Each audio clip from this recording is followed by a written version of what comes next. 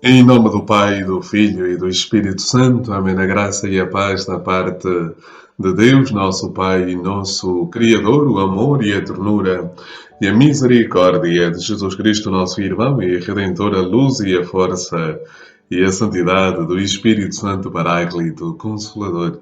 Estejam convosco. Bendito seja Deus que nos reuniu no amor de Cristo.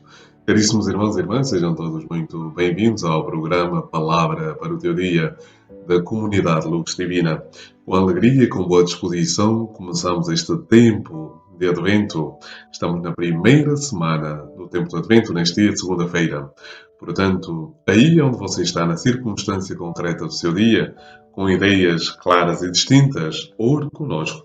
Ore conosco ao Deus da vida, ao Senhor dos Senhores, aquele que dá sentido à nossa existência. E façamos a oração a oração coleta deste tempo da Quaresma. Do Advento, perdão. Oremos. Senhor nosso Deus, fazei-nos esperar ansiosamente a vinda do vosso Filho, para que, quando ele bater a nossa porta, nos encontre vigilantes na oração e alegres no seu louvor. Ele que é Deus e convosco vive e reina, na unidade do Espírito Santo, por todos os séculos dos séculos. Amém. Caríssimos irmãos e irmãs, o Evangelho deste dia é extraído de São Mateus, capítulo 8, versículos de 5 a 11. Naquele tempo, ao entrar Jesus em Cafarnaum, aproximou-se dele um centurião, que lhe suplicou, dizendo: Senhor, o meu servo jaz em casa paralítico e sofre horrivelmente. Disse-lhe Jesus: Eu irei curá-lo. Mas o centurião respondeu-lhe: Senhor, eu não sou digno de que entres em minha casa, mas diz uma só palavra e o meu servo ficará curado. Porque eu, que não passo de um subalterno, tenho soldados sob as minhas ordens. Digo a um vai e ele vai, ao outro vem e ele vem, e ao meu servo faz isto e ele faz.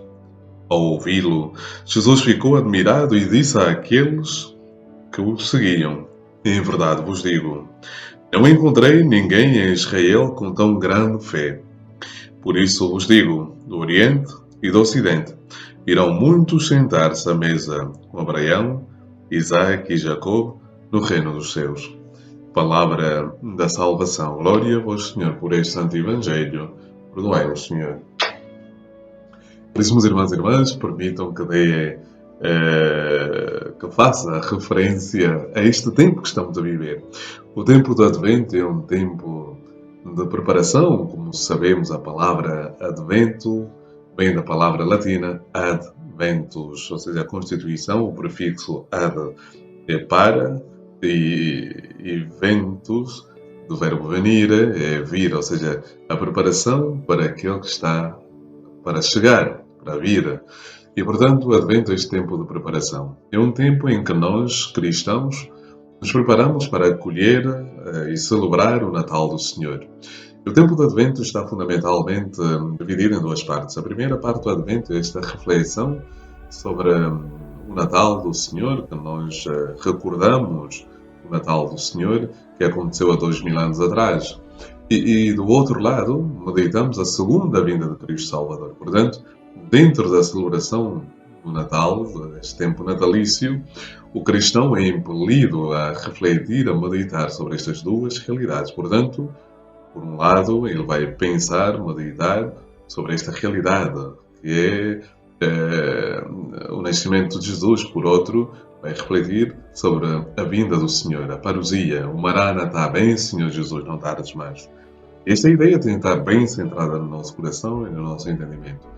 E o tempo de Advento, que é este tempo de preparação para vivermos o encontro com o Senhor, de que modo nós, cristãos, nos preparamos, de que modo nós esperamos este Jesus que vai nascer no nosso coração, de que modo é que nós vamos viver essa experiência com o Senhor.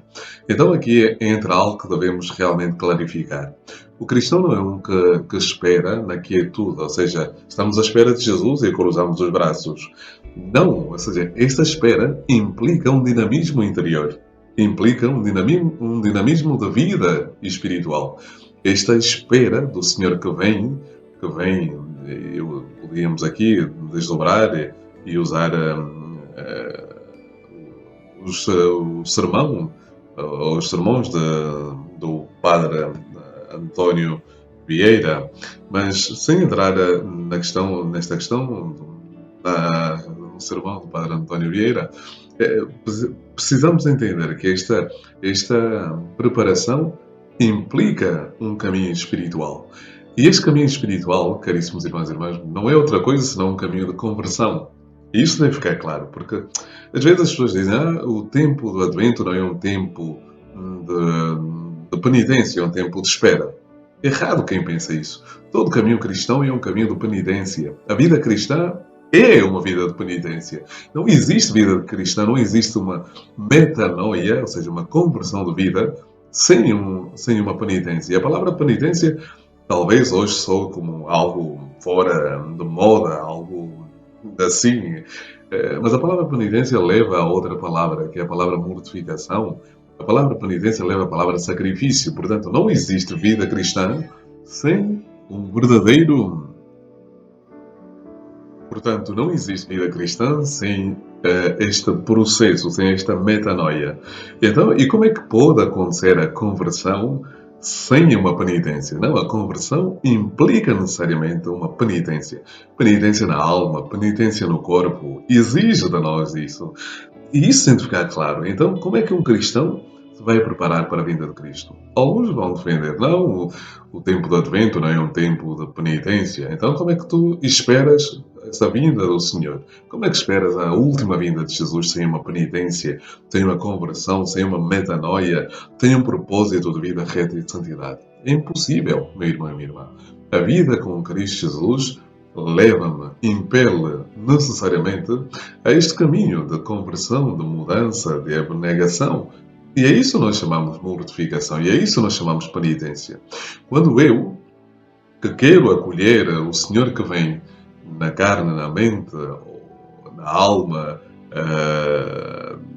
na sua última vinda, quando eu quero acolher esse Senhor, eu devo entrar num processo de limpeza interior. E, portanto, se eu entro num processo de limpeza interior, necessariamente eu entro num processo de conversão e de penitência. Portanto, é importante que isso fique claro. Pode citar o direito canónico que vai dizer que o tempo do Advento não é um tempo de penitência. Mas atenção, aquilo que o direito canónico nos quer dizer é que não devemos equiparar o tempo da Quaresma ou confundir o tempo da Quaresma com o tempo do Advento. Aliás, o tempo do Advento, como chamavam os grandes padres da Igreja, estamos a falar, por exemplo, no século IV, III, é uma obra muito interessante da peregrina Egéria que passa aqueles dias em peregrinação e onde, de certa forma, também partilha connosco essa experiência da Páscoa, do Natal portanto, esse período de preparação, que é a pequena quaresma, o Advento é uma pequena quaresma, portanto, nós somos impelidos a viver também a penitência. Há estas duas maneiras de esperar, a maneira alegre, a maneira triste. Nós esperamos de maneira alegre o Senhor que vem. Mas essa espera, como disse, ou seja, e vou dar um exemplo muito simples, mas muito objetivo. Uma mãe que tem o seu filho, ela passa por sacrifícios, ela muitas vezes não dorme, muitas vezes deixa de fazer tantas coisas que gostava de fazer, mas não faz. Mas isso não representa para ela uma tristeza. Antes, pelo contrário. Ela deixa de fazer algo por amor, ela abstém-se de fazer tantas coisas por amor e ainda assim a sua felicidade é redobrada. Então é o mesmo que acontece comigo e consigo quando entramos nesta dinâmica, neste dinamismo do tempo do Advento, olhando para este tempo como um tempo de intensificarmos a nossa oração ao Senhor. Como é que eu posso preparar e esperar o Senhor sem a oração? Sem redobrar a minha vida de oração?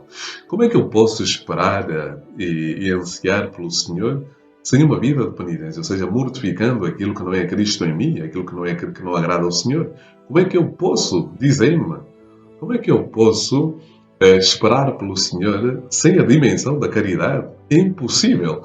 Ou seja, eu só posso esperar verdadeiramente pelo Senhor quando eu entro numa dimensão da caridade, ou seja, a caridade, como diz, ou seja, parafraseando São Paulo, a caridade é a maneira como o cristão ama.